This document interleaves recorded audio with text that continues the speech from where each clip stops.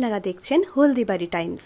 Haldibari Shantinagar unique club পরিচালিত স্বর্গীয় শঙ্কর সরকার ও অনিতা মজুমদার স্মৃতি 5 দলীয় ফুটবল লিগে শুক্রবার হলদিবাড়ি স্টেডিয়াম ইউনিক ক্লাবের নিজস্ব মাঠে তৃতীয় দিনের খেলায় মাঠে পরস্পর মুখোমুখি হয় হলদিবাড়ি টাউন ক্লাব বনাম পান্ডাপাড়া বয়েজ ক্লাব।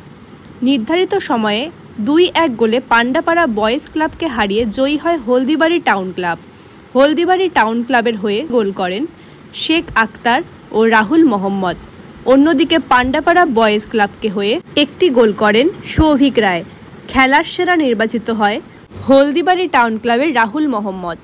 শনিবার চতুর্থ দিনের খেলায় মাঠে পরস্পর মুখোমুখি হবে আয়োজক দল বনাম নবীন সংঘ ভুজালিপাড়া।